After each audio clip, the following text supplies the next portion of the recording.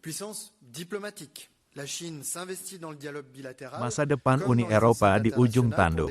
Menlu Prancis Jean-Noël Barrot memperingatkan bahwa blok ini terancam bubar dalam 10 tahun jika gagal menjalin fakta baru dengan rakyat. Di tengah meningkatnya skeptisisme publik dan tekanan ekonomi, Barrot menyoroti kelelahan demokrasi sebagai ancaman nyata bagi stabilitas kawasan. Di tengah persaingan sengit AS-Tiongkok yang merombak tatanan dunia, Eropa didesak untuk melakukan reformasi radikal demi menjaga eksistensi politiknya. Au fond, la Chine veut redevenir ce qu'elle estime jamais n'avoir dû cesser d'être, l'empire du milieu. Et à Washington, la Chine est présentée comme le défi géopolitique le plus déterminant pour les États-Unis. Des mesures de plus en plus confrontationnelles sont adoptées.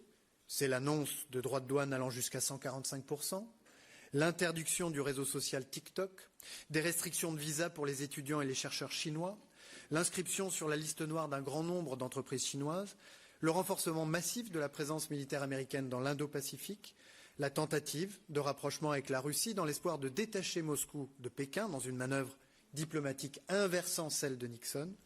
L'ensemble de ces mesures dessine une stratégie assumée, contenir la Chine et éviter qu'elle ne supplante les États-Unis d'Amérique.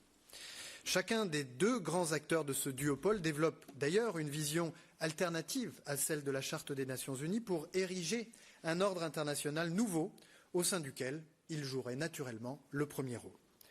La Chine promeut depuis septembre 2025 l'initiative pour la gouvernance mondiale.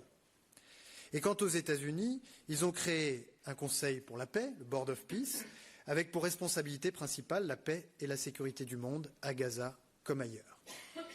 Tout semble donc se passer comme si un choc majeur entre la Chine et les États-Unis était à terme inéluctable, avec des conséquences très lourdes pour le reste du monde et donc pour nous-mêmes.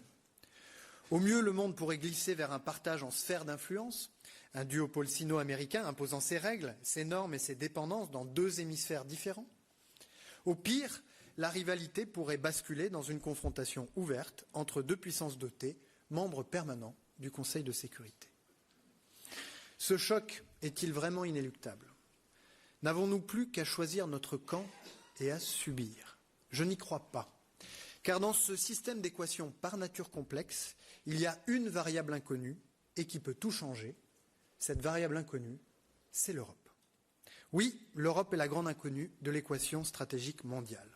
Parce que la résistance à la brutalisation du monde s'organise ici, en Europe. Ceux qui annoncent l'effacement de la civilisation européenne devraient donc commencer par s'interroger sur leurs propres faiblesses. Non, l'Europe n'est pas au bord de l'effacement civilisationnel. Mais oui, l'esprit européen est travaillé par un doute profond. Un doute qui interroge sa capacité à peser dans l'équation stratégique mondiale que je décrivais il y a quelques instants. Ce doute est d'abord de nature spirituelle et morale. Il tient à une lente corrosion de l'esprit européen par la rouille de l'individualisme et l'opium du matérialisme. Un doute qui s'accompagne, et c'est un paradoxe pour le continent le plus démocratique du monde, d'une lassitude démocratique ancrée dans des sentiments mêlés. Le sentiment que la démocratie ne nous protège pas, ou plus, des bouleversements mondiaux. Le sentiment d'injustice et de frustration malgré le bien-être sans précédent dont nous jouissons par rapport à l'immense majorité de la population mondiale.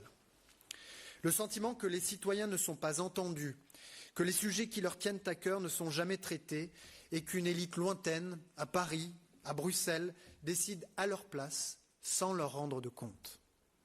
Cette lassitude démocratique n'est pas tombée du ciel. Elle résulte de décennies d'aveuglement des élites face à un monde en bouleversement, de leur déni face à la colère légitime des classes moyennes et populaires, fatiguées d'être méprisées et mises à l'écart.